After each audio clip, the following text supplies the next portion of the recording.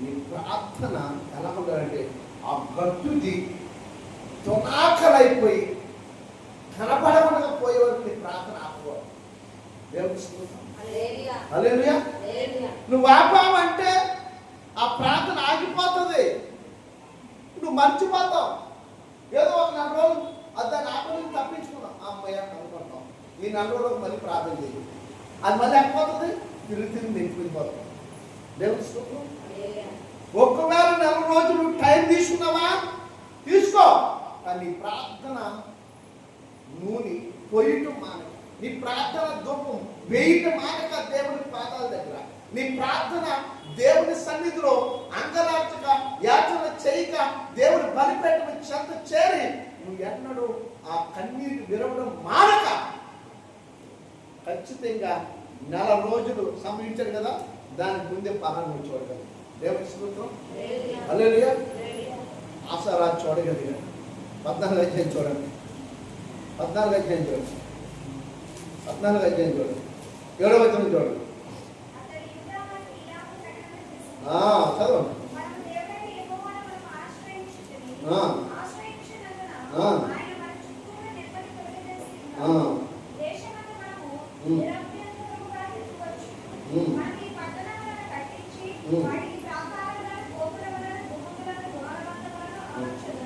చాలు ఇంకా 14వ అధ్యాయం చూడండి.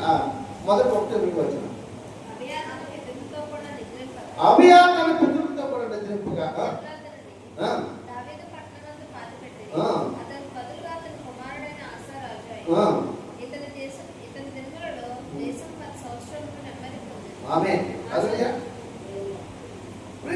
మీరు ఆ 14 చదవండి.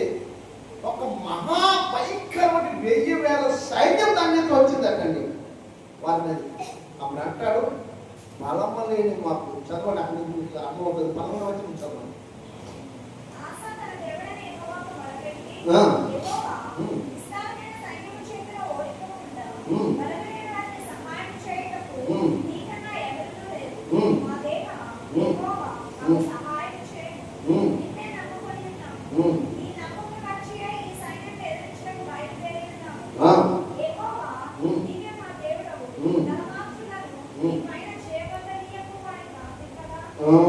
చాలు. దేవుని స్తోత్రం. ఈ శత్రువు యొక్క మోకలు, ఈ శత్రువు యొక్క సైన్యము ఆ యూదా దేశం మీదకి నలుదిక్కుల ఆ శత్రువులు ఏమాత్రం కూడా ఎక్కడ పొంచుకుండి వాళ్ళు ఎక్కడ అతము చేయకూడనట్టుగా ముందుగానే ఆశారాజు ఎక్కడికెళ్ళిపోయినా దేవుని సన్నిధిలో మొదలుపెట్టాడు. అబియా నిద్రించిన వెంటనే ఆయన రాజు అయ్యాడు. ఆయన చేసిన మొదటి పని ఏంటంటే ఆయన రాజు అయినంటే 10 సంవత్సరాలు అమ్మదగలిగిందట దేశంలో. ఆ మాట యోగా వరకు ప్రకటన చేస్తున్నాడు. ఏమనంటే మన దేవుడని యెహోవాను మనం ఆశ్రయించాం కదా. 7వ వచనంలో ఆశ్రయించినందుకు మనం ఏం చేయాలంటే ఆయన కొరకు ప్రాకారాలు కట్టాలి, ఆయన కొరకు కిటికీలు, గుమ్మాలు, ద్వారబంధాలు, మందిరం కట్టించుకోవాలి. ఆయన చెప్తున్నాడు అన్నమాట. అన్న తర్వాత ఇంకొంత ముందుకెళ్ళిన తర్వాత భయంకరమైన సైన్యం దాని నుంచి వచ్చింది. ఈరోజు ఒక అపాయం మీదకి వచ్చినప్పుడు, లేదు ఒక ఆర్థికంగా, లేదు ఒక ఉద్యోగ విషయంలో, లేదు మరొక ఎక్కడైనా సరే నీ మీద నువ్వు చేయని దాని మీద పొందలేకపోతున్నానికి కారణం ఏంటంటే నీ ప్రార్థన జీవితం తక్కువైంది. నువ్వు ధనం పట్టుకెళ్తే అవ్వదు, నీ ఆస్తి పట్టుకెళ్తే అవ్వదు. ఆ రోజులు వేరు. ఆ రోజుల్లో ఆశాదానం సమకూర్చి ఉండొచ్చు, ఆ రోజుల్లో యెహోషాపాతు సంస్థను సమకూర్చి ఉండొచ్చు. కానీ ఈరోజు నీకు ఎంత ధనం ఉన్నా జరగని పని ఏంటంటే ప్రార్థన లేకుండా నువ్వు ధనం ఉన్నా సరే దేవుని స్తోత్రం. నువ్వు 10 లక్షల రూపాయలకి ఏదో ఒక ఉద్యోగం కోసమో లేదో ఇంకొక వ్యాపారం కోసం నువ్వు ఏదైనా ఒక పెట్టుబడి పెట్టావు, నాకు ఒక కలిపి చేసావు అనుకోండి, నువ్వు ఇచ్చే 10 లక్షల వ్యాపారం సాధని ఎవడో 20 లక్షలు ఇస్తానంటే వారికి ఇచ్చారు. లాభం చూసుకుంటాను, కానీ నువ్వు 20 లక్షలు పెట్టుబడి పెట్టక్కర్లే, 10 లక్షలు పెట్టక్కర్లే. నీ విశ్వాస చిత్తతో కూడినది నిజముగా దేవుని సన్నిధిలో ఉభేద్యములను మొరపెట్టగలిగితే, దావీదులను ప్రార్థించగలిగితే, ఆశా రాజులను ప్రార్థించగలిగితే, యెహోషాపాతు రాజులాగా నీవు నీ పితరుల యొక్క దేవుడు ఎవరైనా కావచ్చు, కానీ బయట దేవతల వైపు చూడక దేవుని వైపు నిన్ను నమ్మిన దేవుడు నువ్వు చూడగలిగి నువ్వు ప్రార్థించగలిగితే అంటాడు అక్కడ 17వ వచనంలో, 17వ అధ్యాయంలో ఒకసారి చూడండి. ఆయన ఎలా చూసాడో చూడండి. కాదు, 17వ అధ్యాయం, 17వ అధ్యాయంలో 5వ వచనం.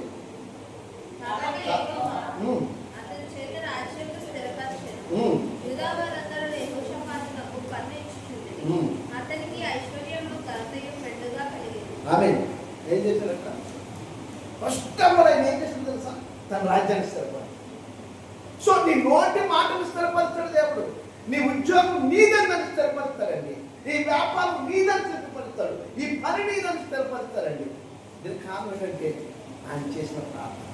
నువ్వు ప్రార్థన చేస్తే ఈ ఉద్యోగం నీదే, దేవుడు నిశ్చయించుకుంటాడు. ఎందుకో తెలుసా?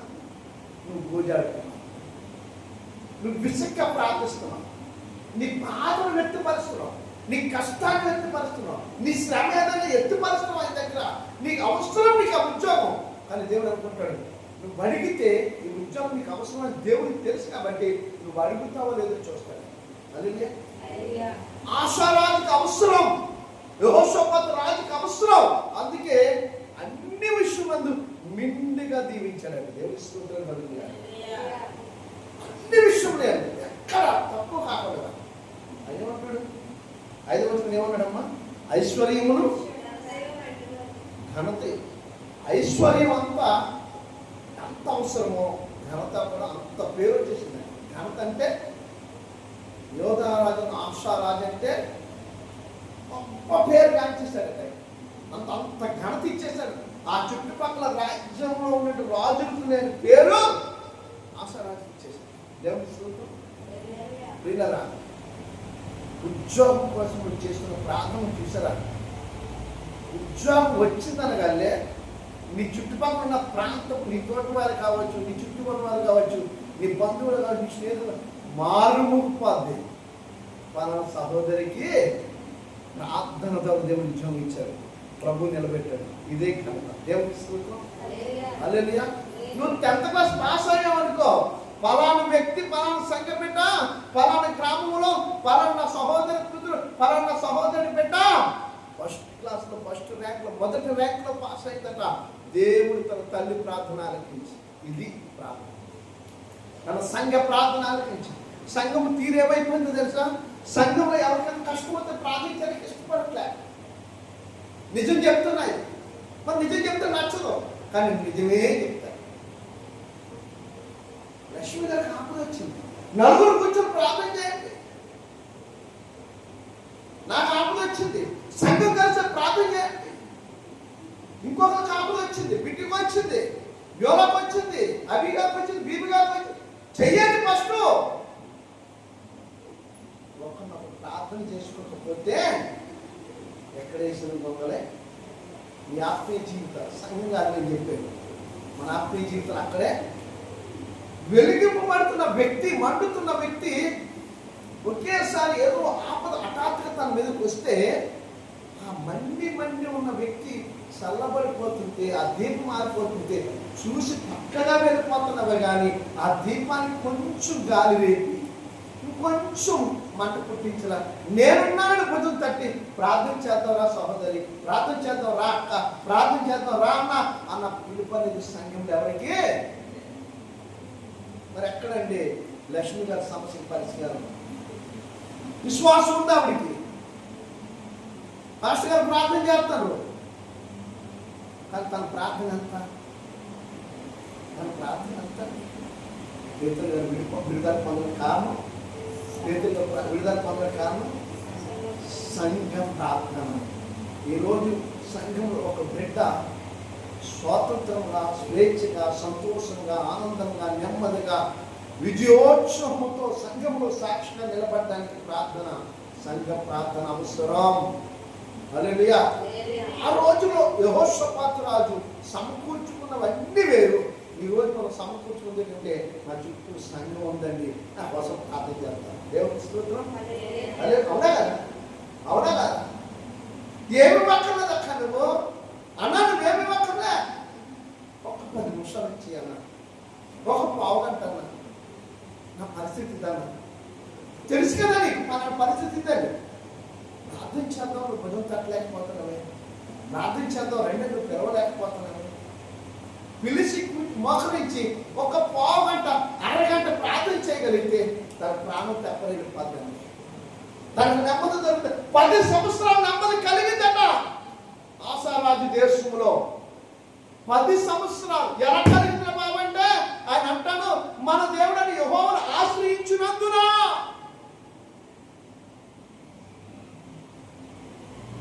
ఎందుకో తెలుసా? చూడండి 20 అధ్యాయం ఒకసారి, అదే అధ్యాయం 20 అధ్యాయం ఒక్కసారి తీసుకుంటే ముగించేస్తాను, నాకు పని కదా. 20 అధ్యాయం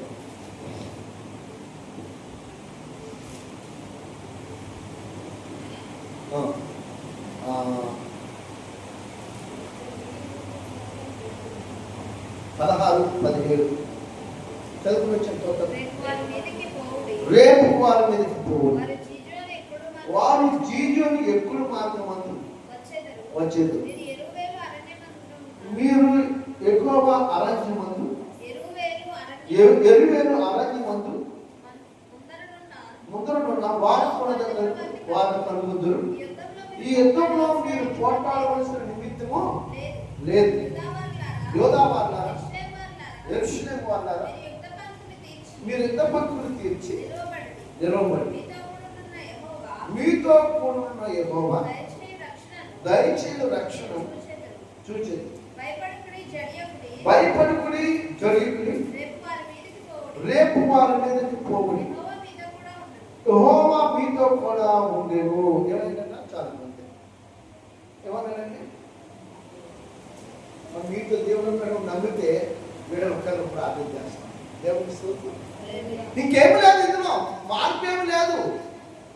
దేవుడు ఉన్నాడని ఆయన నమ్మి వెళ్ళిపోయాడు. మరి నువ్వేం నమ్మాలి?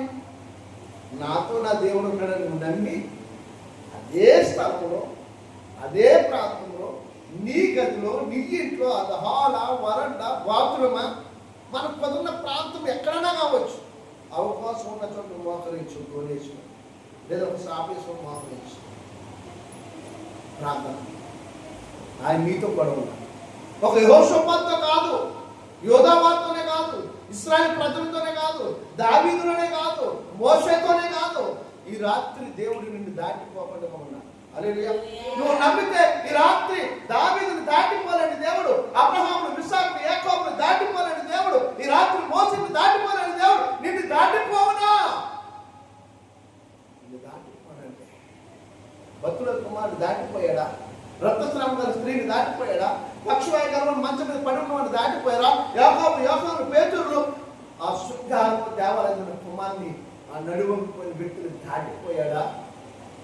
మా దగ్గర ఇండి బంగారాలు లేవా?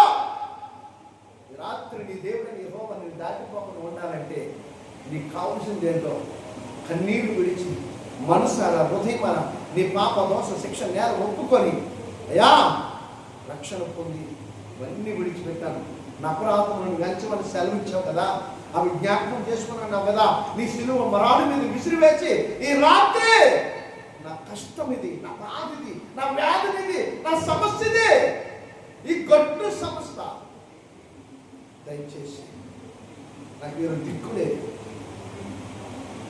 నాకు వేరే దేవుడు రాడు, వేరే ఆధారం లేదు, నాకు నీవు తప్ప వేరొక దేవుడు, వేరొక రక్షణ, వేరొక తండ్రి నీవే నాకు కాదు. నా పక్షమున ఈ కార్యం చేయాలి, నీ సాక్షిగా నిలబడి. ఎంతమంది పక్షులు దాటిపోలేదు కదా ప్రభా, అలుపు రాలని నన్ను, అలుపునేది నన్ను దాటిపోవాలి. ఇదే నేను చేసిన ప్రార్థన. దేవుని స్తోత్రం. మీరు చెయ్యండి, ఆ ఫలం మీరు చూడకుండా ఉన్నాను. దేవుని స్తోత్రం.